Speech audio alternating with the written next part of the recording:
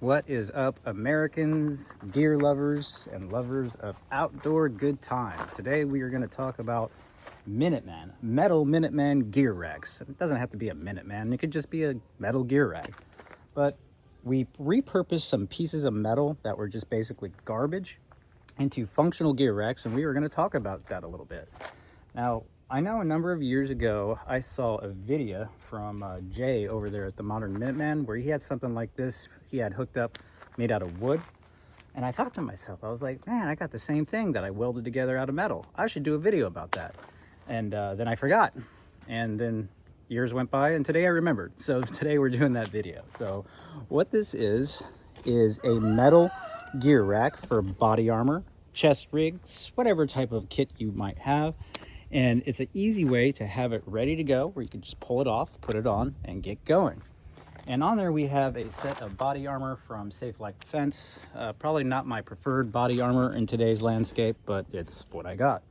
And then we have a basic little helmet here. This is a NIJ 3A rated helmet. Were I to buy one today, I would get one that would, mount up with my night vision. I didn't have night vision when I got this, so I would have one with the brackets, the Wilcox mount, all that now, but it's what I got for now. So there's that.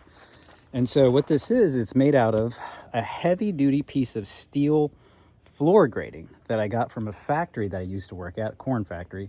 I didn't work at the factory. I worked at the lab that supported the factory, but I got this from the scrap metal. It was a big hunk of metal. I actually made a couple things out of it. Made a welding table, some other stuff, but this is just basically a 12 by 12 square of it, which I cut out with the oxyacetylene torch, and then I cut out a 2-row bar of it that's probably about, 5 feet tall.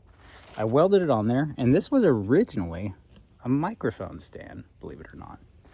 And a number of years went by, and I decided I needed a gear rack more than a microphone stand. So we made this by basically taking that microphone stand, cutting off the microphone mounting section, welding 2 bars here, and now I'm able to mount my body armor. I can hang pistol belts, gun belts, fanny packs, all my other little rigs and whatnot off of there, and it will hold it up, and it's doing a great job. So that is repurposed floor grating.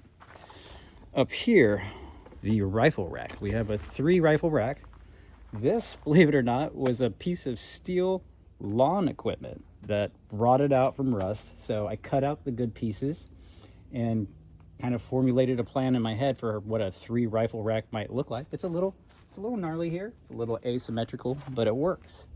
And then these guys here, there's 6 of them, are brackets that I got from Ace True Value. And I don't know what they're for hanging mops or brooms, but you can get more expensive ones that are meant specifically for guns and guitars, but they're about 3 times the amount. So I got those dirt cheap from Ace True Value. So we have my 20-inch A2 clone and my Daniel Defense M4, just kind of go-to rifle, and my 835 Magnum shotgun there. So nice little 3 rifle rack we got going here. And how I was able to do this, as you can see, I have my little tiny ProStar oxyacetylene torch, and I got this from Harbor Freight. All this stuff is actually from Harbor Freight that I've had for years, including the dual MIG Chicago Electric 131 little MIG. It's actually a dual welder. It can do both the flux core and has the attachment for doing actual gas welding. So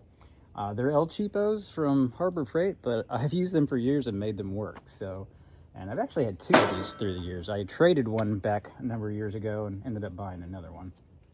This auto darkening helmet, again, from Harbor Freight. So haven't done any welding in a while, but I need to do welding. I can suspend my sun-kissed glorious golden locks behind something like this and put on that helmet and do a little bit of welding. So I need to clean this up and get some new hoses for this. I got some new hoses that we're going to replace, get some gas in there because I got some projects on the horizon. But really great skills to have: oxyacetylene cutting, MIG welding. I learned how to do all of this stuff in the Air Force, actually, from a GS-11. It's a crusty old bastard. I don't think I ever saw him smile, but he taught me a lot. He taught me how to MIG weld, TIG weld, oxyacetylene cut, plasma cutting. He taught me how to paint and undercoat cars, stick welding, like arc welding. He taught me all that. And, my particular trucks, I was really good at keeping them going, and I only had 11 of them. So I got bored sometimes. So